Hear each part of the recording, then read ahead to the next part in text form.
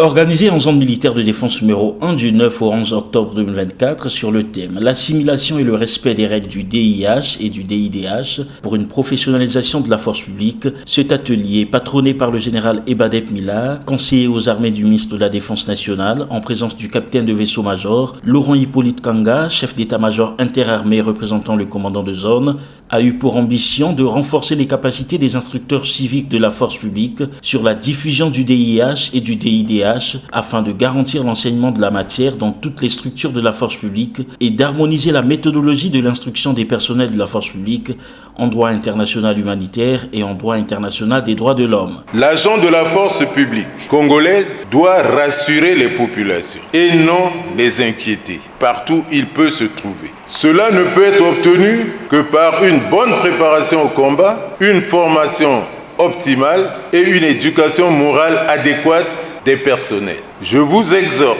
à mettre votre sérieux dans cette activité pour que soit rehaussé le niveau intellectuel de notre atelier. Durant ces 3 jours, les experts ont édifié les participants sur différentes thématiques, entre autres le rôle et les missions du conseiller juridique en temps de paix et en opération, la responsabilité pénale au regard du DIH, les principes d'usage de la force et des armes à feu, les notions de base du DIH et le cadre légal des opérations de maintien d'ordre. L'objectif principal étant de permettre aux militaires, gendarmes et policiers de la zone militaire de défense numéro 1 d'exercer avec professionnalisme et lucidité afin de veiller efficacement sur les questions liées au maintien des droits de l'homme. Il est important de toujours vous entourer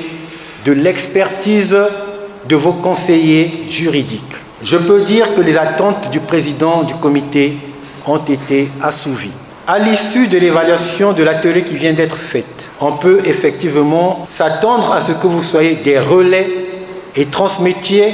aux hommes placés sous votre commandement les acquis de cet atelier. Au nom du général de brigade Grégoire Ebadep Mila, président du comité technique permanent de diffusion du DIH et DIDH au sein de la force publique, je déclare clos l'atelier de renforcement des capacités en DIH-DIDH des agents de la force publique de la zone militaire de défense numéro 1. Je vous remercie. Signalant qu'en finalité, les 60 participants à cet atelier devront être des promoteurs de la connaissance pratique du DIH et du DIDH auprès d'autres agents de la force publique, être respectueux du droit international humanitaire et du droit international des droits de l'homme, dans l'accomplissement de toutes leurs missions, contribuer aux changements remarquables dans l'attitude et le comportement des agents de la force publique vis-à-vis de la population.